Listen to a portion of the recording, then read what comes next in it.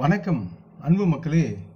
இந்த பதிவில் நாம் பார்க்க இருப்பது மகர ராசியின் வாராந்திர கிரக ராசி பலன். இந்த செப்டம்பர் மாதம் 16ஆம்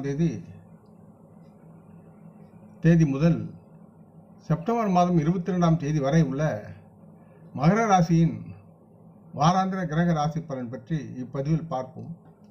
அன்பர்களே, இப்பதிவை பார்க்கும் கேட்கும் அன்பர்கள் யாவரும் லைக் செய்து சப்ஸ்கிரைப் செய்து பகிர்வது நலமாகும். மகர ராசி பலன். பொதுவாக மகர ராசியை பொறுத்து சனி பகவான் தங்கள் 2வது வீட்டில் பிற்போக்குத்தனத்தில் இருப்பதால் இந்த வாரம் உங்கள் ஆரோக்கியம் என்பது உங்கள் கைகளிலும் உங்கள் நடத்தையிலும் இருக்கும். எனவே நீங்கள் உங்கள் மனநிலையை மேம்படுத்த வேண்டும்.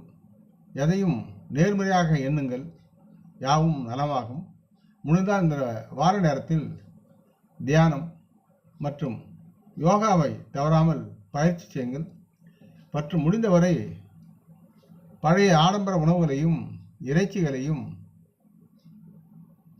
அந்த உணவை தவிர்ப்பது மிகவும் தங்களது தேகத்திற்கு நலமாக இருக்கும்.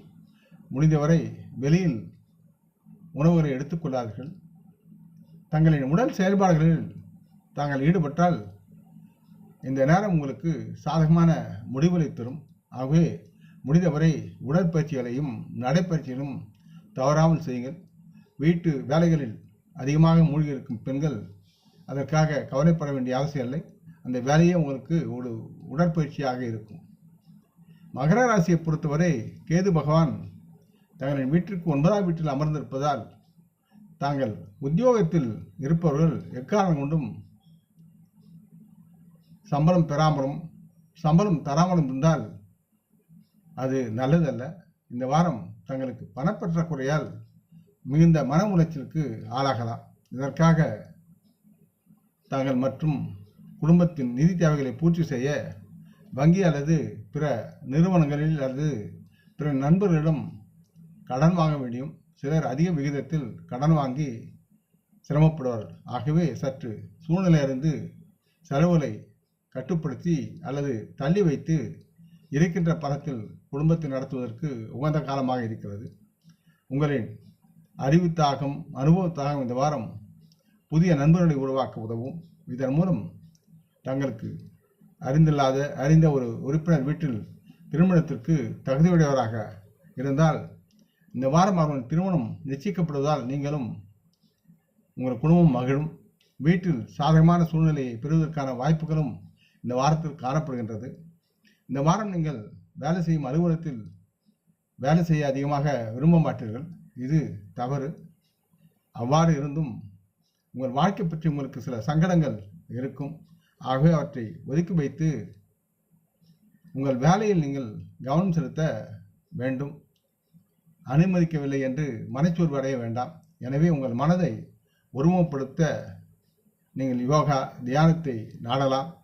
வேலையில் அக்கறையுடன் ஈடுபட்டால்தான் வருங்காலம் உங்களுக்கு நலமாகவும் சிரமம் இல்லாமல் இருக்கும்.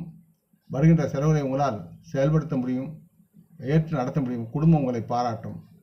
இந்த வாரம் தங்களுக்கு அனுகூலமான கிரகங்களின் சேர்க்கை இருப்பதால் மகர ராசி மாணவர்கள் தங்களின் வெவ்வேறு பாடங்களில் உள்ள நல்லதொரு மதிப்பெண்ணை பெற்று வெற்றியை பெறுவதற்குண்டான சூழல் இருக்கிறது.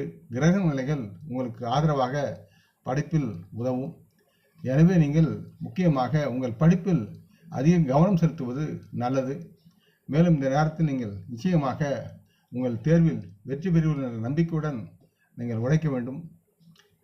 மகராசி மக்களுக்கு இந்த வார பரிகாரம் என்பது, இந்த வாரம் கால பைரவரை ஞாயிறுகளில் வழிபடுவது உங்களுக்கு நலமாக இருக்கும். இந்த பதிவை கேட்டு லைக் செய்து சப்ஸ்கிரைப் செய்து பகிரும் அன்பர்கள் யாவரும் வளமுடன் நலமாக தேக திடகாத்திர ஆயுள் ஆரோக்கியத்துடன் சகலவிதமான தனதானிய ஐஸ்வர்யனை பெற்று சர்வ காரிய ஜெயத்துடன் வாழ்வாங்க வாழ வேண்டும் என்று இறைவன் பாதம் பணிகிறேன். நம் குடும்ப மூத்தோரை வணங்குவோம். வணக்கம். நன்றி.